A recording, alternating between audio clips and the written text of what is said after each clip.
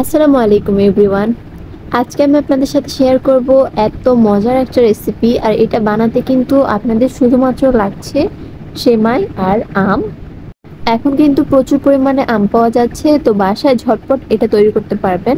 আর এটা হচ্ছে একটা লাড্ডু, দেখতেই কিন্তু খুব বেশি লোভনীয় আর খেতে তো মাইন্ড ব্লোয়িং, এতটা বেশি মজা হয়েছে। তো চলুন রেসিপিতে যাওয়া যাক, একদম সহজভাবে আপনাদের সাথে শেয়ার করব।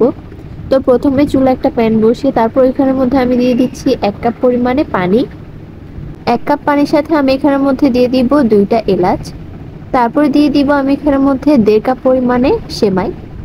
সেমাইটা কিন্তু আমি এখানের মধ্যে 1.5 কাপ পরিমাণে নিয়েছি, আর পানিটা 1 কাপ পরিমাণে নিয়েছি। মাপটা অনুযায়ী আপনারা বানাবেন, তাহলে কিন্তু একদম পারফেক্ট রেজাল্ট পাবেন। তো ভালো মতো মিশিয়ে দিয়ে দিচ্ছি 1 কাপ পরিমাণে লিকুইড দুধ। দুধটাকে কিন্তু আগে থেকে জাল করা ছিল। তো এখন সবগুলোকে খুব সুন্দর মতো মিশিয়ে নিতে হবে। এখন এখানের মধ্যে আমি চিনিটা অ্যাড করব। এখানের মধ্যে আমি 4 থেকে 5 টেবিল চামচের মতো চিনি দিয়েছি। আপনারা কিন্তু চিনিটা আপনাদের স্বাদ অনুযায়ী বা পছন্দ অনুযায়ী দিতে পারেন। তো চিনি দিয়ে খুব সুন্দর মতো এটাকে মিশিয়ে নিতে হবে, সাথে সামান্য একটু লবণ দিয়ে দিচ্ছি মিষ্টির ব্যালেন্সটা ঠিক রাখার জন্য। এখন এখানের মধ্যে আমি দিব 1 কাপ পরিমাণে আমের পিউরি। এখানের মধ্যে আমটাকে আমি শুধুমাত্র ব্লেন্ড করে নিয়েছি। তো এখন এই আমটাকে আমি এই মিক্সারটার মধ্যে দিয়ে দিব। আম দিয়ে তারপর একটা স্প্যাচুলা দিয়ে খুব সুন্দর মতো সবগুলো উপকরণকে মিশিয়ে নিতে হবে। খুব সুন্দর মতো মিশাবেন। তারপর এখানের মধ্যে এগুলোকে একটু ভালো মতো জাল করে নেবেন। কিছুক্ষণ জাল করে নেওয়ার পরে কিন্তু এগুলো একটু ঘন হয়ে আসবে। তখন এখানের মধ্যে আমি দিয়ে দিব গুঁড়া দুধ। গুঁড়া দুধ আমি এখানের মধ্যে 1/4 কাপ থেকে একটু কম দিয়েছি। তারপর এখানের মধ্যে দিয়ে দিব 2 চা চামচ ঘি। ঘিটা দেওয়ার চেষ্টা করবেন, তাহলে ফ্লেভার অনেক ভালো আসবে। তো এখন সবগুলোকে খুব সুন্দর মতো মিশিয়ে তারপর এখানের মধ্যে আমি দিয়ে দিব কিশমিশ। এখানের মধ্যে আমি কালো কিশমিশটা অ্যাড করেছি। তারপরে দিয়ে দিব কিছু বাদাম। এগুলো আপনারা আপনাদের পছন্দ অনুযায়ী যে কোনো ধরনের ড্রাই ফ্রুটসই অ্যাড করতে পারেন। তো এখন সবগুলোকে ভালো মতো মিশিয়ে নিব। যখন দেখব কড়াই থেকে উঠে উঠে আসছে আর অনেকটাই ঘন হয়ে আসছে, তখনই চুলা থেকে নামিয়ে নিব। চুলা থেকে নামিয়ে এখন এটাকে আমি ঠান্ডা করে নিব।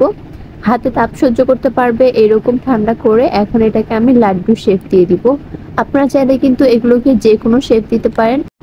তো এগুলো যেহেতু খুব সুন্দর সফট থাকে, তো লাড্ডুটা কিন্তু খুব সুন্দর মতোই বানানো যায়। দেখতেই পারলেন কোনো রকমের ক্র্যাকস না হয়ে কিন্তু লাড্ডুটা খুব সুন্দর পারফেক্ট হয়েছে।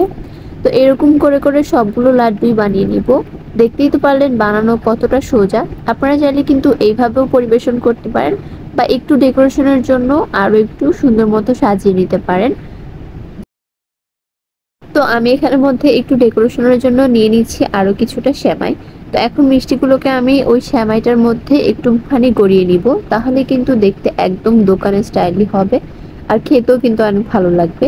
তো আমার এখানে কিন্তু প্রায় 12টার মতো লাড্ডু হয়েছে। সবগুলোকে এখন সেমাইয়ের মধ্যে গড়িয়ে নিলেই কিন্তু আমাদের মিষ্টিটা একদমই রেডি। দেখতে পারলেন কতটা অল্প কিছু উপকরণেই কিন্তু তৈরি করা গিয়েছে। তো আপনারা চাইলে কিন্তু এরকম সহজেই বাসায় এটা সার্ভ করতে পারেন, আর যদি ফ্রিজে রেখে ঠান্ডা করে তারপর পরিবেশন করেন তাহলে কিন্তু আরো বেশি মজা লাগবে খেতে। তো আমার আজকের ভিডিওটি ছিল এই পর্যন্তই। ভিডিওটি ভালো লাগলে চ্যানেলটি সাবস্ক্রাইব করে পাশেই থাকবেন। আর যারা অলরেডি সাবস্ক্রাইব করেছেন তাদেরকে তো অসংখ্য ধন্যবাদ। দেখা হবে পরবর্তী কোনো ভিডিওতে। সে পর্যন্ত সবাই ভালো থাকবেন, সুস্থ থাকবেন। আল্লাহ হাফেজ।